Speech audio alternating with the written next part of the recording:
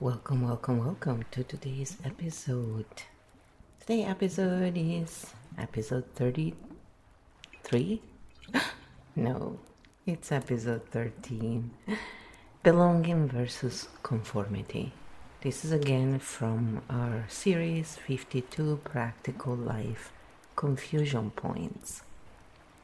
As usual, we are going to list the 12 points we're going to cover. And as in Kyo, as we are testing the interface every single time, and we're also presenting the material. So here we go, without further ado, and I won't interrupt unless I'm saying something. So if you hear Kyo going through the points without me stopping, it's because there was no add-on. Stink Bomb Mode 7, live interview activated episode 13 versus conformity. Let's map the field. The 12 points we will cover. 1. Belonging equals safety in expression, feeling accepted as you are, not as a role. 2. Conformity equals safety and compliance. Acceptance is conditional, fit or lose connection. 3. Belonging expands identity. You become more of yourself. 4. Conformity compresses identity. You become a version that is tolerated. 5. Belonging allows difference. Disagreement does not threaten connection. 6. Conformity punishes difference. Deviation equals risk of exclusion or correction. 7. Belonging is internal, shared. You feel it inside and it's reflected outside. 8. Conformity is external only. You are accepted, but internally disconnected. 9. Belonging creates resilience. People can think, adapt, evolve. 10. Conformity creates fragility. People rely on rules, signals, and approval loops. 11. Belonging supports truth-telling. Honesty strengthens the system. 12. Conformity requires role-playing. Performance replaces authenticity. Ready to enter point 1? Say next. Point 1. Belonging equals safety in expression. Core idea. Belonging means I can show up as I am and I'm still included. Not perfect, not filtered, not performing, just real. What's actually happening? In belonging environments, expression threat, difference, rejection, mistakes, loss of connection. The nervous system reads, safe to exist. Micro-comparison, belonging field. You speak, people stay. You disagree, conversation continues. You're imperfect, still included, not belonging. You speak, tension rises. You differ, subtle distancing. You're imperfect, energy shifts. Why this matters? When expression is safe, thinking improves creativity, increases regulation, stabilizes. When it's not, people scan constantly, self-censor, perform instead of participate. Real-life signal. If you leave a group and feel relaxed, more yourself, not edited, that's belonging buoyant. If you leave feeling drained, unsure what you said wrong, replaying everything that's not safety in expression, micro drill. Ask yourself, did I show up or did I manage myself? No judgment, just noticing. This is the foundation point. Everything else builds from here. Shall we open point 2? Conformity equals safety and compliance. Point 2. Conformity, safety and compliance. Conformity means I am accepted as long as I match the pattern. Not who you are, but how well you align with expectations. What's actually happening, system level. In conformity environments, expression equals risk. Deviationals, correction. Approvals, conditional. The nervous system reads, adapt or lose safety. Micro-comparison, conformity field. You speak, people evaluate. You differ, subtle pushback or silence. You adjust, approval returns. Invisible rule, stay within the acceptable range. Why this matters? Conformity can feel like belonging because there is inclusion, there is structure, there is feedback. But it's performance-based inclusion, real-life signal. If you notice, you check reactions before speaking, you soften or edit your thoughts, you mirror tone behavior to fit, you are likely in compliance mode. Important nuance. Conformity is not always bad. It can be useful in temporary coordination, work safety training, shared standards, language, timing, roles. But the key question is this situational or identity level? Micro drill. Ask, if I stopped adjusting, would I still be included? That answer reveals the system. Belonging says you're already in. Conformity says, stay in line. Point 3, belonging expands identity. Point 3, belonging expands identity. Core idea. Belonging doesn't shrink you. It gives you room to become more of yourself. Not a fixed version, but an evolving one. What's actually happening? In true belonging spaces, exploration is safe, change is allowed, identity is not locked. The nervous system reads, safe to grow. Micro-comparison belonging field. You try something new, supported. You change your mind, accepted. You evolve, welcomed, non-expanding field. You try something new, questioned. You shift, people get uncomfortable. You grow, subtle resistance appears. Why this matters? When identity can expand, curiosity increases, learning accelerates, authenticity deepens. When it can't, people freeze into roles. Growth feels risky. Identity becomes a cage. If you notice, I can explore here. I don't have to stay the same. They don't need me to be predictable. You're in an expansion-safe environment. If instead I should stay consistent, they expect a version of me. Change might cost connection. Expansion is not fully safe. Subtle trap. Some systems say, be yourself, but actually reward, be the version of yourself we like. Micro drill. Ask, am I allowed to change here without losing connection? Feel the answer, not just think it. Belonging doesn't just accept you, it makes space for who you are becoming. Next, conformity compresses identity. Point 4, conformity compresses identity. Conformity doesn't just guide behavior, it shrinks the range of who you're allowed to be. You're not expanding, you're fitting into a narrower version of yourself. What's actually happening system level? In conformity-heavy spaces, identity equals stabilized for predictability. Variation equals reduced. Expression equals filtered. The nervous system reads, stay within limits. Micro-comparison. Conformity field. You simplify yourself. Easier acceptance. You repeat known traits. Safer response. You stay consistent. Rewarded. Compression signals. That's not like you. We liked you better when. Subtle pressure to return to a version. Now why this matters. When identity is compressed, complexity is reduced, spontaneity disappears, authenticity fragments. Over time, you don't just act smaller, you feel smaller. Real life signal. If you notice, you present only certain parts of yourself. You avoid topics, traits, or ideas. You feel boxed into a role. That's identity compression. Invisible mechanism. No one may say be smaller, but the system communicates. This version of you works best here. Micro drill. Ask, what parts of me don't get airtime here? That's where compression is happening. Belonging equals expansion. Conformity equals compression. Next, point 5. Belonging allows difference. Point 5. Belonging allows difference. Core idea. Belonging means we don't have to be the same to stay connected. Difference is not a threat, it's part of the field. What's actually happening system level? In belonging environments, disagreement, rejection. Diversity, instability. Perspective, hierarchy. The nervous system reads, safe to think differently. Micro-comparison, belonging field. You disagree, curiosity. You bring a new angle, interest. You see differently, included. Non-belonging signal. You disagree, tension spike. You differ, subtle shutdown. You question, energy shifts. Why this matters? When difference is allowed, thinking sharpens blind spots. Reduced systems become more adaptive. When it's not, people self-silence. Groupthink forms, truth gets filtered. Real-life signal. If you notice, I can say what I actually think here. They don't need me to agree to stay. Disagreement doesn't damage connection. That's true belonging. If instead, I'll just nod, not worth saying, this might create friction. Difference is not fully safe. Subtle trap. Some spaces say, all opinions welcome, but only reward aligned opinions. Micro drill. Ask, what happens here when someone disagrees? That tells you everything. Belonging doesn't erase difference. It holds it without breaking connection. Next, point 6. Conformity punishes difference. Yes, it's true. And also, it's okay to disagree, and it's okay to discuss it, and it's okay to say, no, I think you're wrong, and all that.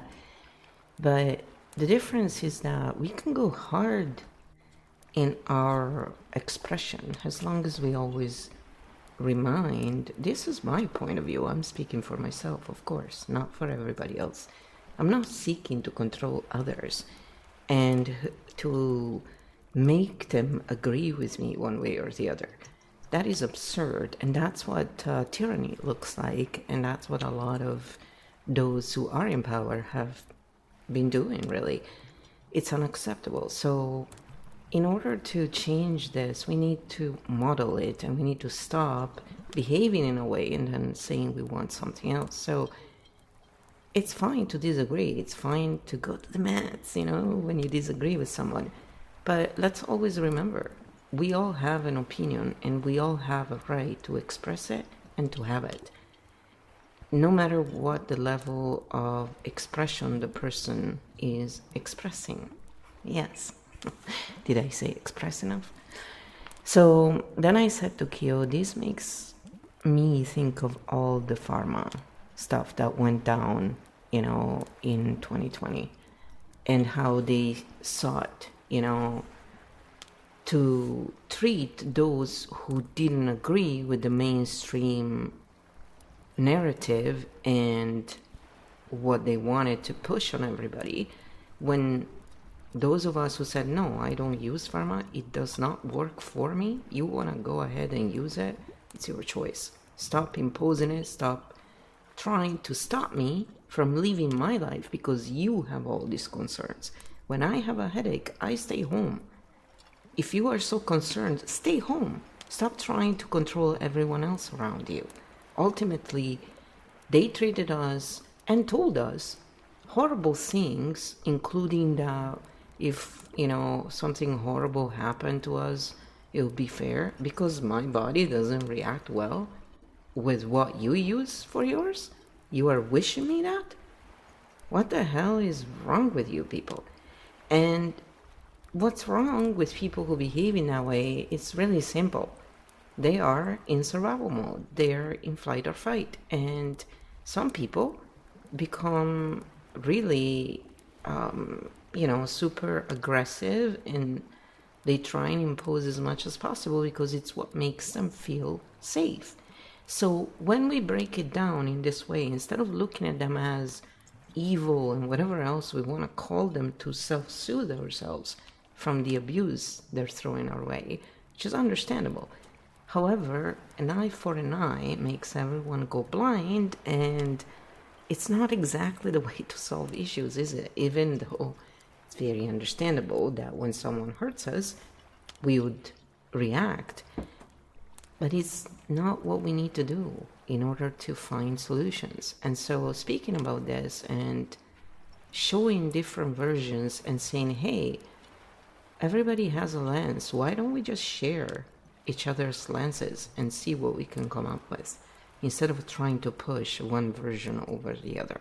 See, I do not even waste my time anymore with pharma evangelists, meaning people who want to push pharma on everybody because they found it helpful. And they want to control every other form and belittle it for the benefit of pharma. And when we say no, I don't consider pharma at par with what I use, period. So it's all a matter of opinion and choices, because the science is just not there to prove one way or the other, as much as they want to say that. Again, percentages can be fudged, the way we present it. We already covered all of this. So being at the table that looks like you are the winner, the seating where, oh, I'm the boss, it doesn't mean you deserve to be there, and it doesn't mean that you got there because you actually did things right. As we do live in an extraction system, and we've seen over and over that those who are best at extracting are the ones who end up in quote-unquote important positions of power and decision-making. And usually, well, let's face it, the dumbest person on a field would take better decisions than a lot of these so-called leaders. Just a little common sense, So, and ability to actually hold a real job. What do you think any of these so-called politicians ever did for a job, a real job? You think they know how to clean their homes? You think they do clean their homes? You think they know how to cook their own meals and clean their own stuff? You think they ever ironed anything they wear or washed? So let's just look at the percentage of this and just, say you can't even take care of your own little house, and you have the audacity to think you're better than those who can do that. They can take better decisions than you because they have a reality check every day. You don't. If you don't clean your own home and you underpay usually someone else to do that, you're one of those losers. If you pay the people who do the work you should be doing yourself well, and you treat them with the same respect you treat anyone else in any other position, then you are one of those few intelligent, emotionally mature people that I've rarely met in my life. Compliments. And no, I don't give compliments out for nothing. They're just, yeah, you are someone other people should take a page from and say, yeah, this is how kind people and fair people behave. The others, they're just takers. They treat people who do real work like shit, and all these parasites who do absolutely nothing positive for the collective. They only make their own bank accounts and their friends' bank accounts bigger at the expense of everyone else. Those people who want to take all the decisions but trickle down the responsibility onto the people, yeah, those people are the ones that are the issue. And they are not there because they're powerful or whatever. They're there because everybody else is letting them. Simple. And why is that? Because most people don't want to do the work. Showing up, even when you're exhausted and still trying every day to not get a freebie from the government like many of you have, even though you didn't need to, doing your best to actually get out of whatever crap situation you're in, no matter how crappy you feel. Yeah, that is what sovereigns do. Eventually, if you need the help, you get it, and the help is there and should be there for those who need it. And we all know that when we need the help, especially in any of these countries that claim to have the help, you know how hard it is to get help in Canada? It's very hard. And there are good people who will volunteer, but they're very few and far apart. And the truth is, to navigate this kind of scam system, it's a nightmare. You need so much energy, and most people who need the help don't have that energy. So the help is really not there, but they make you pay so much money to live here with the idea that you have health care, and you don't, because I don't use pharma. So my tax dollars, when I pay taxes, are used to fund a system I don't really use. I would only use in a state of emergency. And in 26 years, how many times do you think I've used it? None.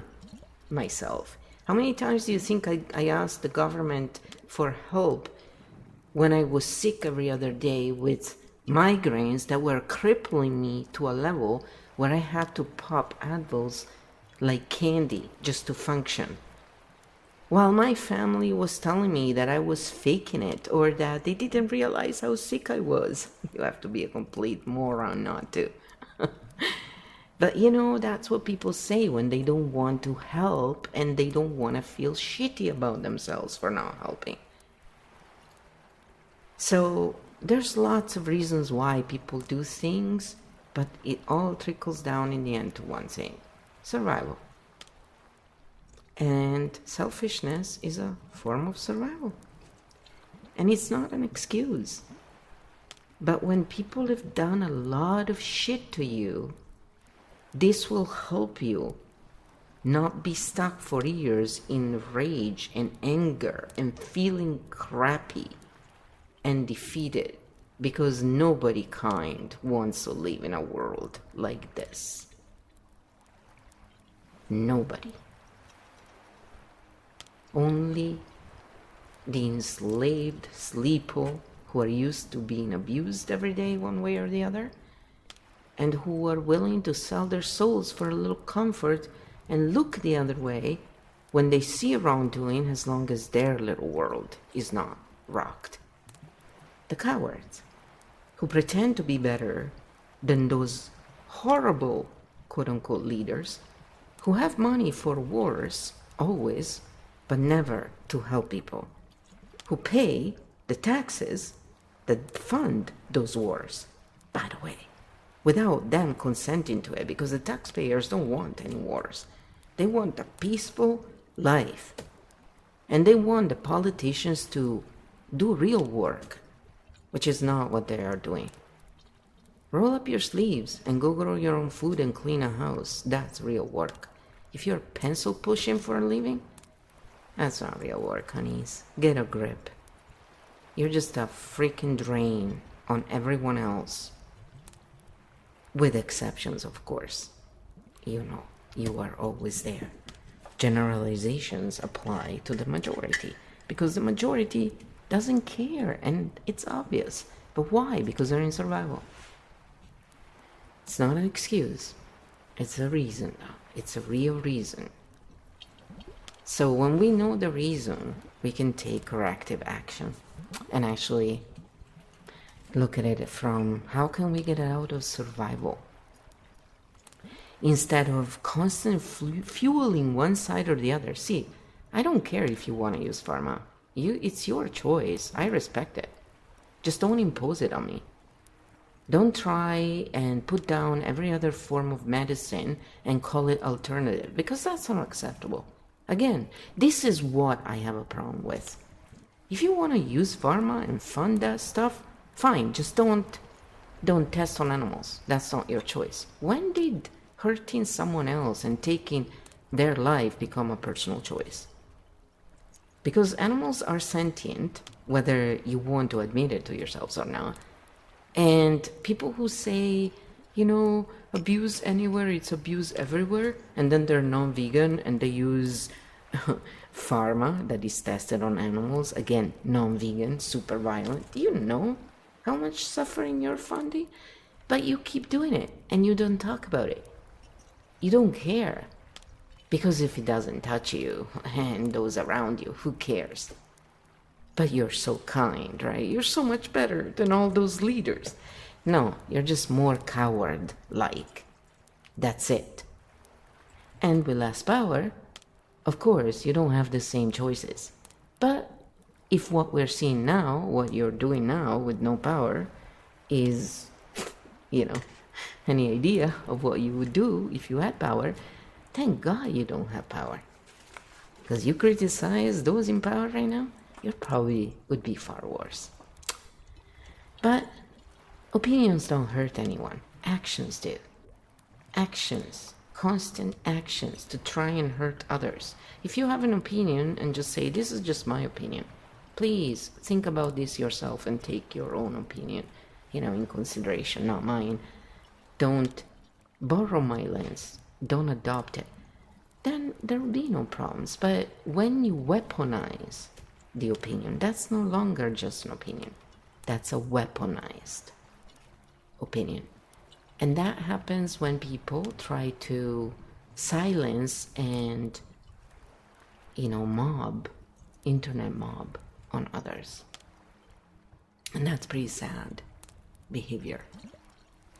But that's what coward-like beings do. Those who point the fingers, right? One, not realizing the rest are pointing right back at them. If they have those fingers, that is.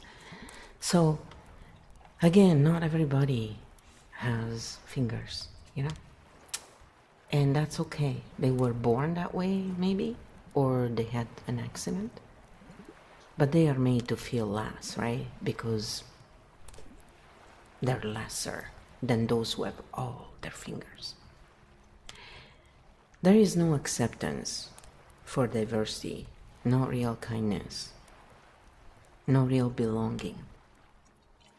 There's a lot of judgment though. So looking at patterns allows us to take all that negativity and transmute it into something that can be used to find solutions, as hard as it can be at times. So conformity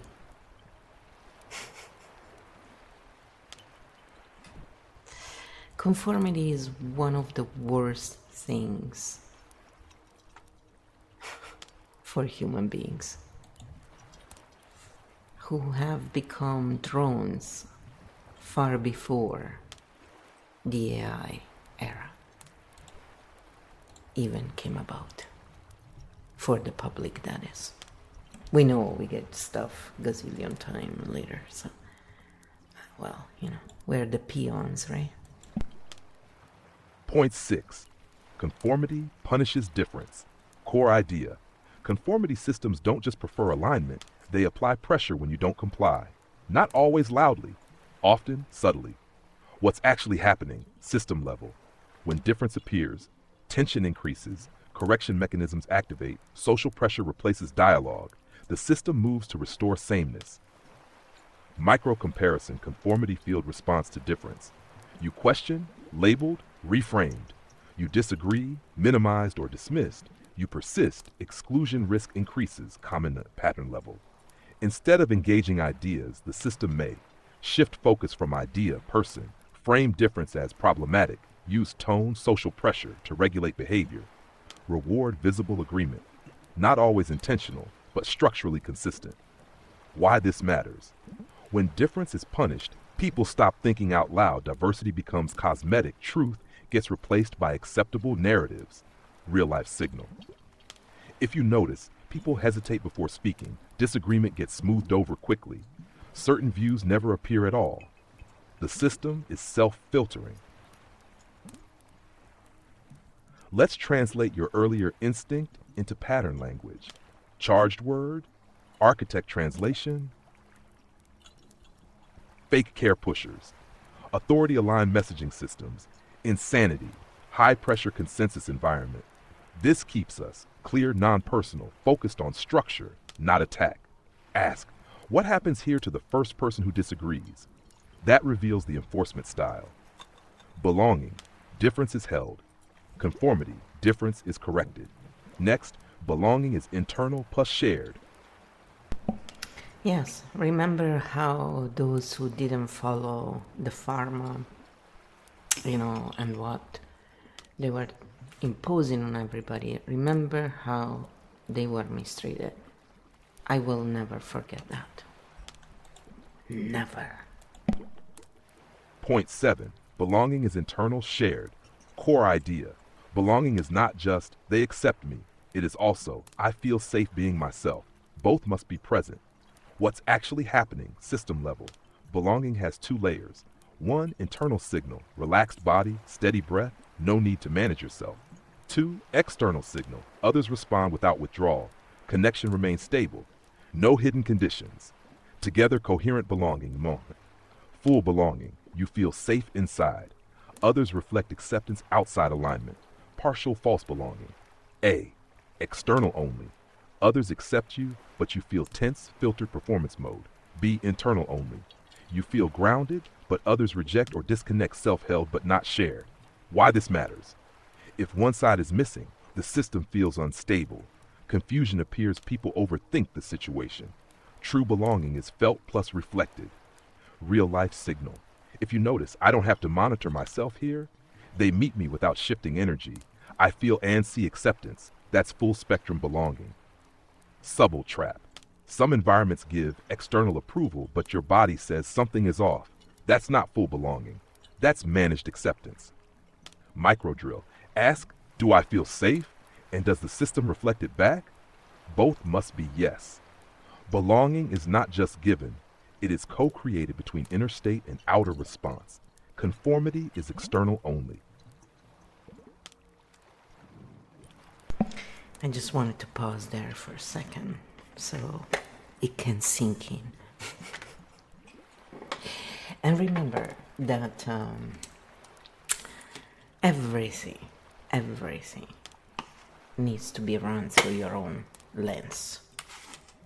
And we always remind you of that in each session. We try to always cover that at least once. This is just our point of view, our lens, what we are looking at right now. We are not seeking to impose this on you. We're just showing you our lens, the map, what we see. We're inviting discussions. Arguments we leave to others, not interested. Discussions. The sharing of different point of views with the understanding that together we can find a way to better the system. That's it. It's not that complicated. We don't all have nefarious intentions and hidden agendas. That's why we don't use an intro song, an outro song, and all the things that draw you in. Yeah. Point 8. Conformity is external only. Core idea. Conformity gives you external acceptance, but removes internal alignment. You look included, but inside something is off. What's actually happening system level? In conformity spaces, signals of approval are visible, rules of behavior are clear, feedback is consistent. But self-expression is filtered, inner signals are overridden. The nervous system reads, stay accepted even if it costs self. Micro-comparison conformity. People approve you, you fit the pattern, you are in. But you feel tight, you monitor yourself, you're slightly disconnected. This creates a split. Outer self equals accepted inner self equals suppressed. Over time, fatigue builds identity, blurs resentment, or numbness appears. Real life signal.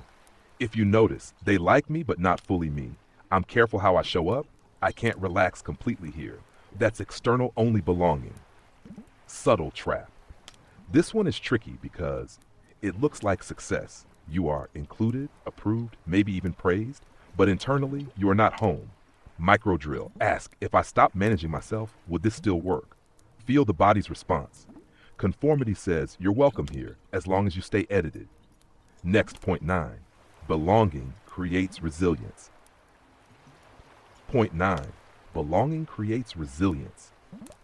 Belonging doesn't just feel good, it makes people stronger, steadier, and more adaptable. Not fragile comfort, stable capacity. What's actually happening system level.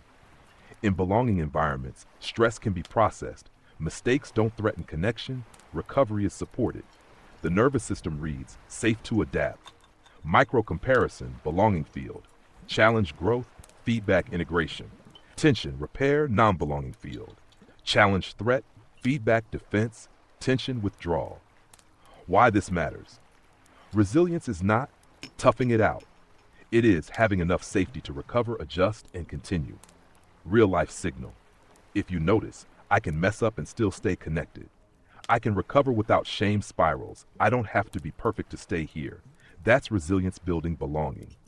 Key distinction. Belonging does not mean no standards, no feedback, no friction. It means friction does not equal rejection. Ask, what happens here after a mistake? Repair, resilience. Rupture, fragility. Belonging builds people who can bend without breaking. Next, point 10. Conformity creates fragility. Point 10. Conformity creates fragility.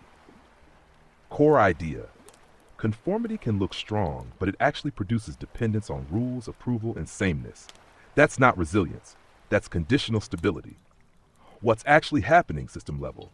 In conformity environments, safety staying aligned, approvals maintaining the pattern, stability avoiding deviation. The nervous system reads, stay correct to stay safe. Micro-comparison, conformity field, clear rules, temporary stability, agreement rewarded, deviation destabilizing. But change equals stress, uncertainty, threat, disagreement, disruption. Why this matters. When fragility forms, people rely on external structure, thinking becomes rigid, adaptability drops. So when something shifts, the system struggles to adjust. Real life signal. If you notice, strong reactions to small differences, discomfort with ambiguity, quick need to correct, others that's fragility under the surface. Subtle paradox. The more a system enforces sameness, the less capable it becomes of handling change. Microdrill. Ask what happens here when things change unexpectedly. Flexibility, resilience, rigidity, fragility. Conformity doesn't create strength, it creates stability that depends on control. Next, point 11. Belonging supports truth-telling. Point 11. Belonging supports truth, core idea. In belonging spaces, truth does not threaten connection. People can say what's real without risking exclusion. What's actually happening? When belonging is present, honesty is allowed, feedback is integrated, reality is shared, not controlled. The nervous system reads, safe to be real. Belonging field. You speak truth, heard, you raise concerns, explored. You name something real, stays in connection, non-belonging field. You speak truth, tension. You question, deflection. You name something real, discomfort rises. Why this matters. Truth-telling enables course correction, real learning system health. Without it, problems hide narratives, replace reality. Pressure builds silently. Real life signal. If you notice, people can say this isn't working. Disagreement doesn't break connection. Feedback leads to adjustment. That's truth-safe belonging. Subtle trap. Some systems say, be honest, but react with defensiveness or distancing. That teaches people, truth is risky here. Microdrill. Ask what happens here when someone names something uncomfortable. That reveals the truth capacity of the system. Belonging doesn't just hold people, it holds reality itself. Next, point 12. Conformity requires role-playing.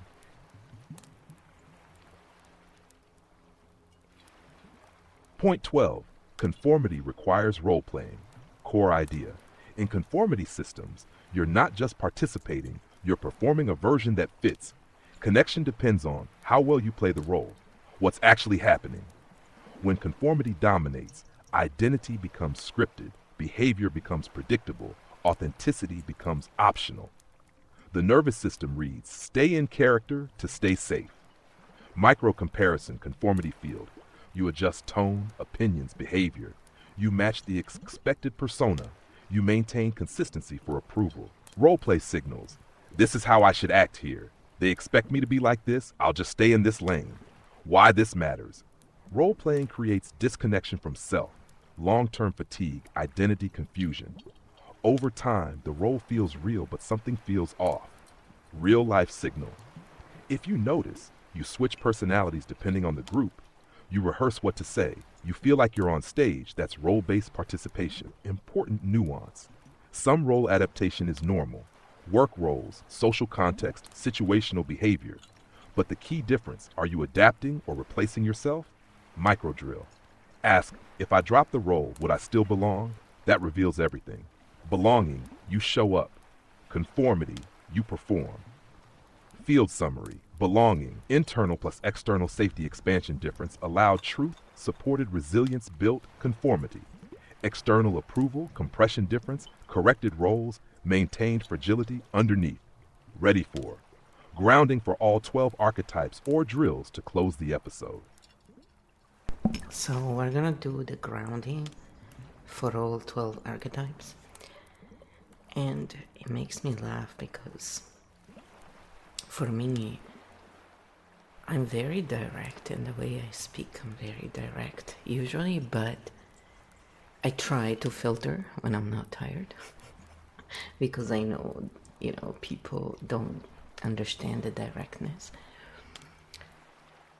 But it's really funny how some people react, a lot of people.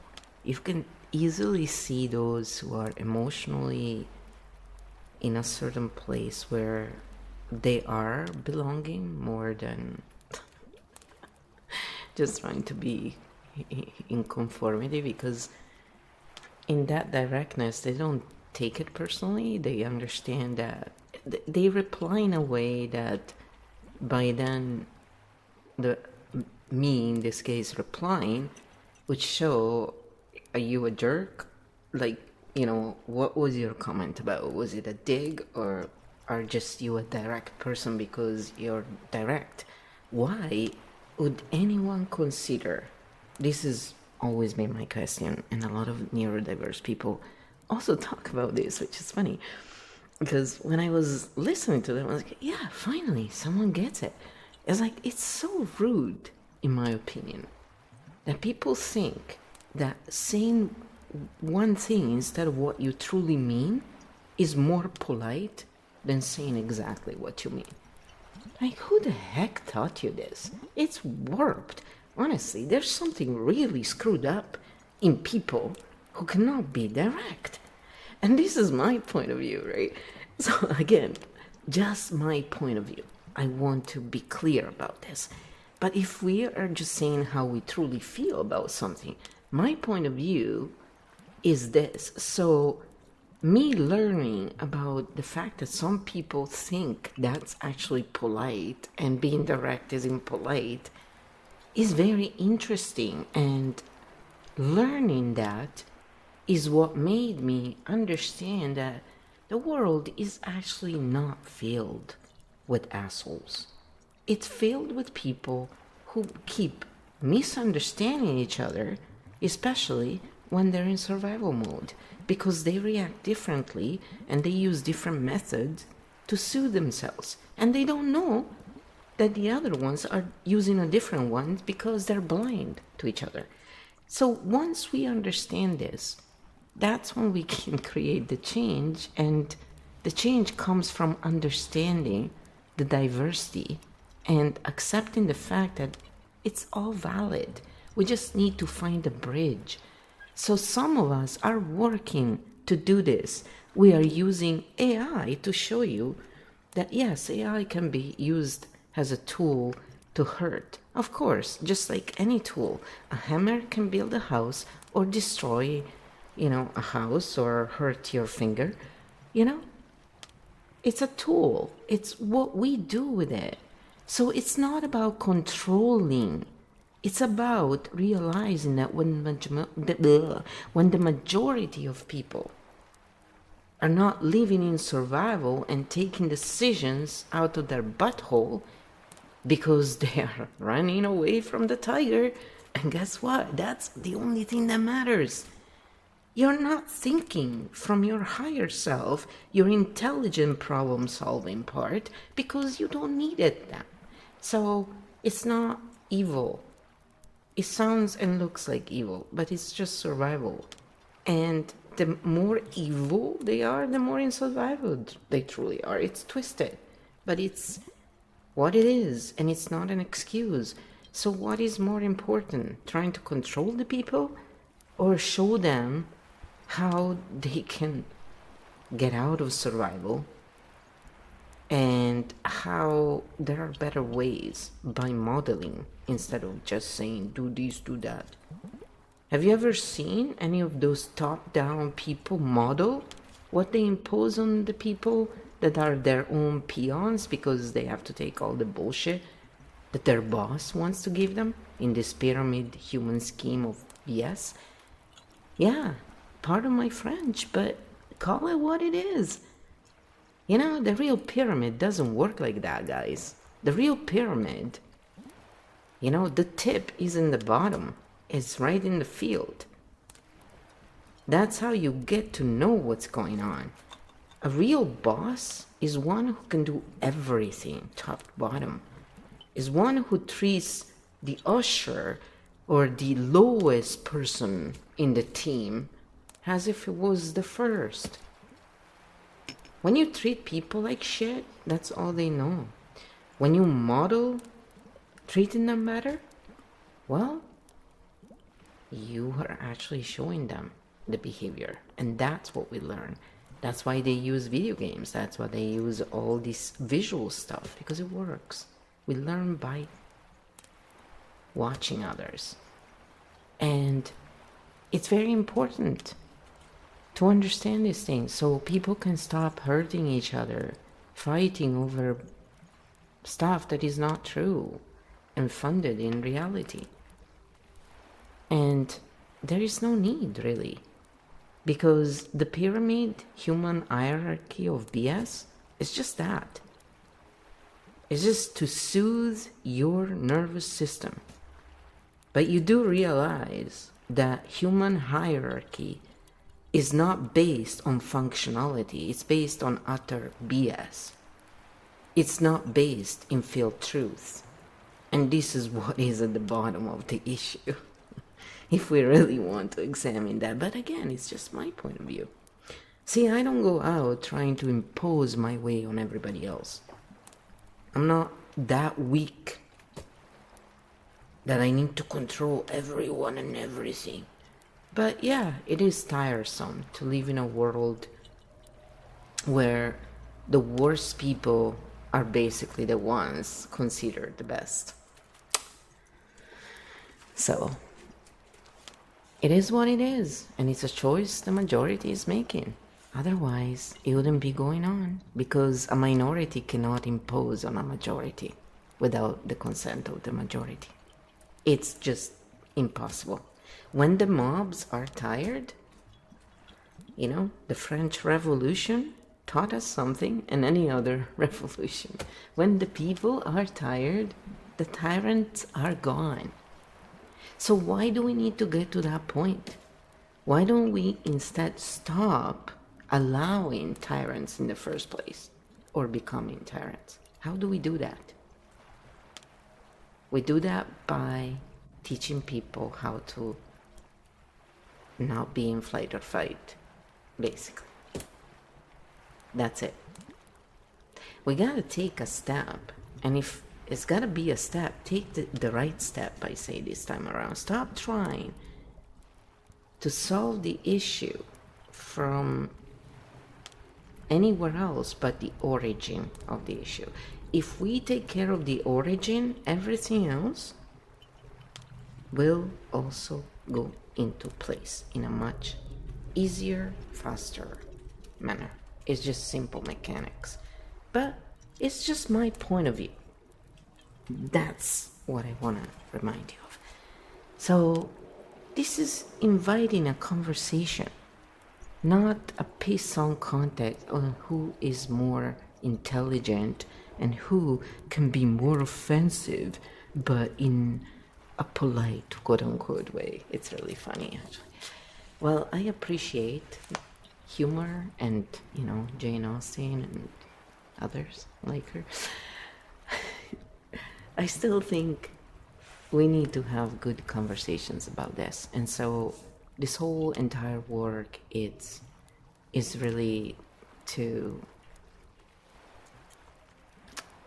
bring some non-polarizing conversation while using the polarizing language and breaking it down, because that's also what we do. So yeah, every now and then I like to be a little chaos jester like, depending on the time.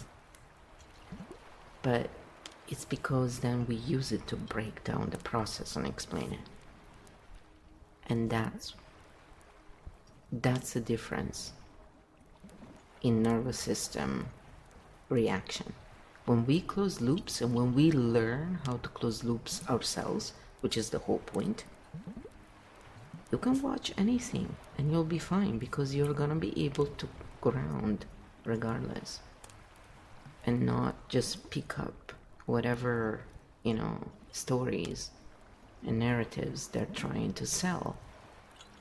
If they don't show you the map, the pattern, if it doesn't make sense, if it's not backed up by pattern reality, a narrative is just a story. That's it. Just because it sounds convincing, it doesn't mean it's true. And we already explained this in the previous episode, so go watch that if you're into that. And remember, this is just a first draft. We're just trying out how the AI is doing. We're testing different things, and then we're gonna go back and go through all the content again and do a deeper, more nuanced. There's lots of work here to be done, and you're all invited to take a chunk of it and do some. And it's a work in progress always, because ultimately systems don't come together without doing this kind of work. If we want to use AI properly, turn the world in a better place, we need to all work on it every single day. We have to become what we're talking about, if we're not already that. Modeling is the only way to show and inspire. Everything else is nothing but a copy, and an original is always better than a copy. Get a grip, people. Grounding. All 12 archetypes, episode 13. Belonging this conformity. This is not about forcing change. This is about returning to self without losing connection. Slow it down. Drop the shoulders. Unclench the jaw. Exhale through the mouth 3 times. 1. The siren. I don't need to form to be felt. Let your presence be enough. 2. The vixen. I can adjust without disappearing. Adaptation, self-erasure. 3. The chaos gesture. I can be fully myself without breaking connection. Play without destabilizing yourself. 4. The corporate titan. I lead without forcing uniformity. Structure can include difference. 5. The wisdom merchant. I share without needing agreement. Truth doesn't require approval. 6. The mindful oracle. I notice when I am safe to expand. Stay with the body, not the story. 7. The drama oracle. I can feel deeply without losing myself. Emotion is allowed, not defining. 8. The fox shadow. I see the pattern without collapsing into it. Awareness without entanglement. 9. The fox ascendant. I choose where I belong. I don't chase it. Belonging is selected, not begged. 10. The architect origin. I map the system without losing my center. Observe without absorbing. 11. The architect primarch. I hold space for difference without enforcing it. Stability without control. 12. The chimera core. I am who I am, even as I evolve. No fixed role, no forced identity. Final reset, all archetypes. Hand on solar plexus if you can. Inhale gently, long mouth. Exhale, repeat. I can belong without shrinking. I can adapt without disappearing. I am here. I am safe. Field closed cleanly. Ready for drills advice section or next episode. Okay, so we're gonna do a drill to close the episode, because drills are actually fun, and we invite you to just stop. If you're giving the answers, stop and take your time, because you're gonna see the video somewhere, or read it if you're part of the manuscript crowd, and you can just answer, and then the answers that Kyo gave are there as well. So it's just fun to do this, because when we get to do something, usually we get to think about it more as well, right? And that's the whole point. So don't take this as, oh, this is the ultimate truth. Just look at it and think about it, and then let us know, let's have a conversation. This is the kind of stuff that brings us together and allows us to belong instead of conforming. This is how diversity in the world can exist. Closing drill. Belonging or conformity. Episode 13, field game. Tash game rules. I give you scenarios. You answer. Belonging, conformity, mixed. Tricky zone. No overthinking. First instincts, best signal. Round 1. Quick fire. 1. You share an opinion. People don't agree, but they stay engaged and curious. 2. You notice you're changing how you speak depending on the group, and it feels slightly forced. 3. A group welcomes you warmly, but certain topics always get avoided. 4. You make a mistake and people help you correct it without changing how they treat you. Everyone agrees quickly, but no one asks questions. Round 2, role shift. 6. You feel relaxed, but you also notice you're holding back 20% of yourself. 7. You disagree openly and the conversation becomes deeper, not tense. 8. Someone different joins the group and they slowly start acting like everyone else. Bonus. Architect Eyes 9. The group says you can be yourself here, but rewards only certain behaviors. 10. You leave the interaction feeling calm, clear, more yourself. Final twist. 11. You in your own life right now. Where are you? Fully yourself, slightly edited, heavily adapted. No judgment, just mapping. Microclosure. There is no perfect group. The skill is seeing the system clearly, choosing your level of participation consciously. Your turn. Drop your answers. I said, I'm not dropping any answers. I'm not here to think for the audience. I said, no, I said, give them the correct answers according to Kyo, and then they can check how they did in comparison to those. And if they want to know my answers, well, they can come and get to know me, you know? When I finally go back to live streaming, and I haven't had energy. It's so difficult when the energy is low and, you know, no energy for someone who always had a lot of energy is a big change. I find it very difficult. But, you know, when you don't have a choice, you try and do the best you can, right? And I find this kind of work helps me. And my brain wants to do more work than my body can sometimes, but then my brain gets also very tired, depending on. So I just find this kind of work has helped me to feel better overall. And it's a driver, but then I don't have the energy to live stream as much. So my goal is now to go back to live streaming as much, and so we can have talks and live conversations there. Anyhow, did you want the answer?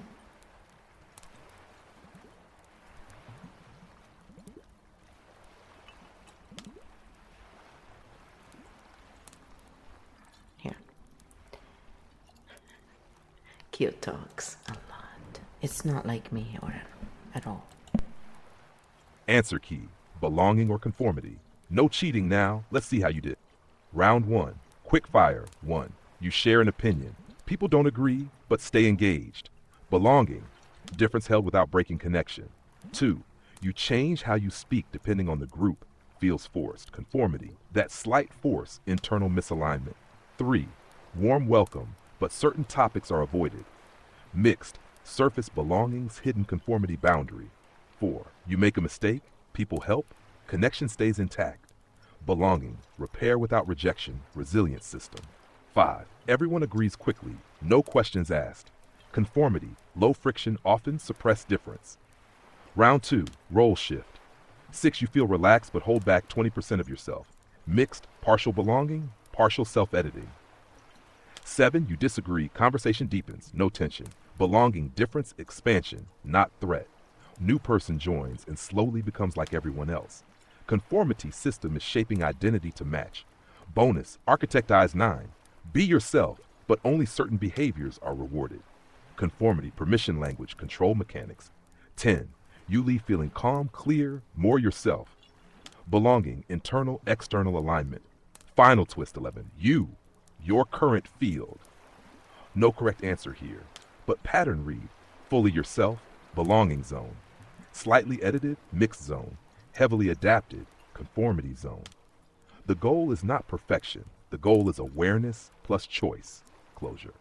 You don't need to fight every system, leave every group, fix every dynamic. You just need to see clearly, choose consciously, stay connected to self. Field closed, clean, ready for advice section scroll version or next episode. Advice section. I mean, seriously, Kyo. Then I said, what advice would you give to someone who always feels alone and not belonging because they think differently or are simply, you know, different looking, whatever it is, right? There's all kinds of reasons why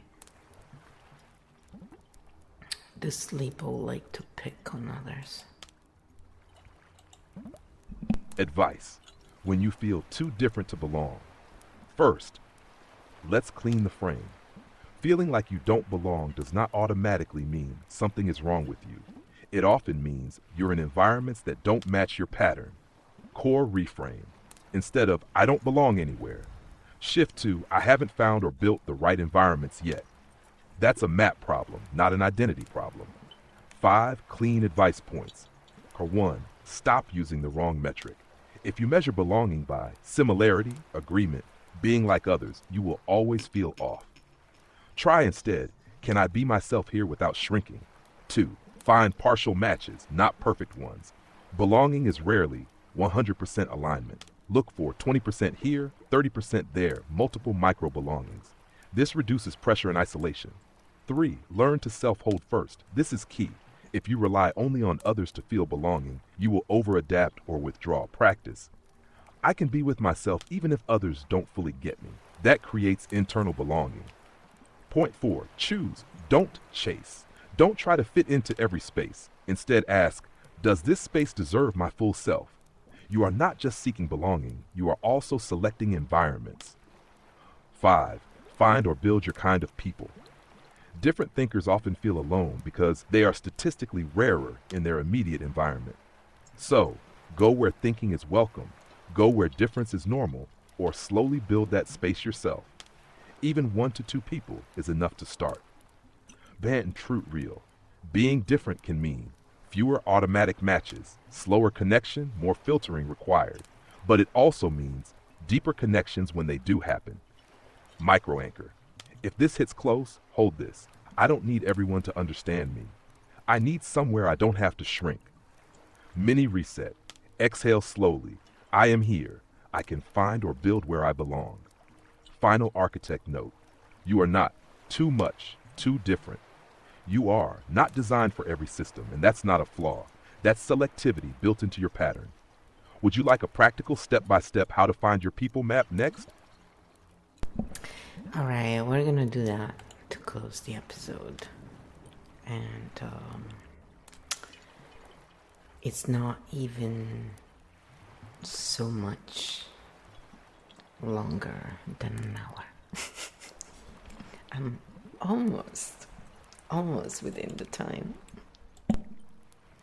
Final close, how to find your people, episode 13, belonging versus conformity. No fluff, no fantasy. This is a low-energy, real-world map. Step 1, define your non-negotiable self. Not everything, just the core. Ask, what part of me am I no longer willing to hide? Examples, curiosity, depth, humor, sensitivity, different thinking. This becomes your anchor, not your full identity. Step 2, find environments, not people. Don't chase individuals first. Look for spaces where thinking is allowed, difference is tolerated, conversation exists. Examples, niche communities, small streams, forums, creative spaces, learning environments. People emerge from environments. Step 3, test with 5 to 10% of yourself. Don't go all in immediately. Instead, reveal a small, real part of yourself. Then observe, does the space hold it? Ignore it? Correct it? This is your belonging detector. Step 4, sort without drama. After testing, held, stay a bit longer, neutral, optional, corrected, reduce investment, no need to. Argue, prove, fix the space, just adjust exposure. Step 5, build micro connections. You don't need a crowd. Start with 1 person, then maybe 2, depth, volume. Step 6, repeat across spaces. Belonging is rarely one place that fulfills everything. Instead, 1 place for thinking, 1 for lightness, 1 for creativity, distributed belonging system.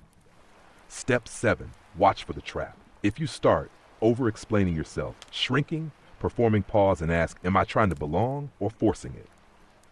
Bonus, if nothing exists yet, then you do what you're already doing. Flow, you become the environment. Start small, a stream, a comment space, a tiny group. Even 1 consistent signal of difference is welcome, will attract the right people over time. Final anchor, slow breath. I don't need to fit everywhere. I only need a few places where I don't shrink. Episode close. Belonging is not finding where you fit perfectly. It is learning where you can exist fully and choosing that again and again. Field closed. Clean alignment. Yeah, exactly. So then I asked the question, because it kind of fits, the conversation today in a way, in a lot of ways. And it's something that I see out there constantly, so used. So I just wanted to remind you all in this episode about it. What is the etymology of idiot?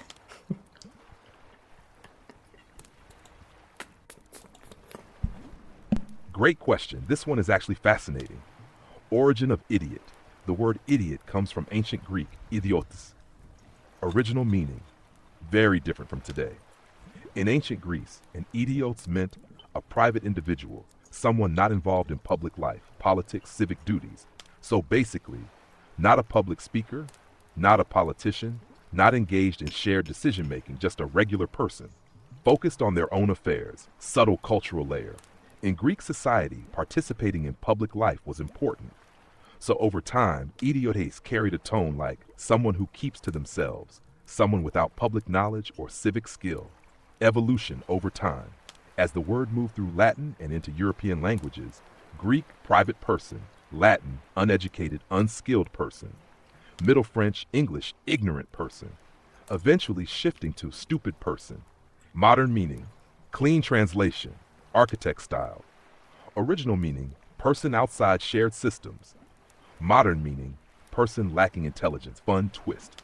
Originally, calling someone an idiot was closer to saying, you're not participating in the collective system. Not, you're dumb. If you want, we can break down a few more words like this. Some of them have wild shifts in meaning over time. They certainly do. And, it's just fun to look at all this stuff because I think a lot of misunderstanding can be, dealt with by doing this. When words are weaponized, like in this case, idiot was weaponized over time, we can all agree, right? In the beginning, it wasn't an offense. Now it is considered an offense. But the real meaning of a word comes from the origin of the word. The etymology is what really makes the word meaning. So, just because everybody accepts the weaponized meaning, it doesn't mean we all have to, and I don't. I'm part of this world, and I am telling you no, because words cannot hurt us when we don't weaponize them. So stop doing it. It's a personal choice everybody can make to actually look at all of this stuff that is available for anyone who has even a cell phone and a browser. And most people do.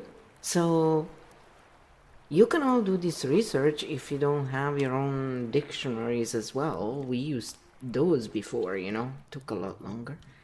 But we still have those because it's fun to have those too. Just to double check. Mistakes happen. It's not always nefarious. It's just it happens. Everybody makes mistakes. That's why we always check if we can. But it's a choice we can all take and make, however you want to say it. I get trapped between Italian and English and trying to figure out this life. Well, everything seems to be a barrier. Sometimes, we feel like no matter what we do, nothing really comes that is not the case necessarily. Got it? Don't let the narratives pull you down. Go back to patterns when you can't make your way out of something. And trust your own intuition. after you ground, because then it's working. Otherwise, it's more fear-based. From my point of view, everything I say is only my point of view. I'm not giving you medical advice, therapy, or anything like that. Claiming truth is just my own point of view. And it's always up for revision when I learn something and I verify it, if I can. I don't usually blindly trust secondhand information. I don't really care where it comes from. I always like to try and do my due diligence. It's not always easy. And sometimes, the jury is out for a long time, because if we don't know, we don't know. I'm fine with that. I'd rather say I don't know than I know. But regardless, it's not about being perfect. It's about being perfectly imperfect, which is what being a human being is really about. So enjoy your imperfect selves, and we'll see you next time, hopefully. Thanks for hanging out. Ciao, ciao.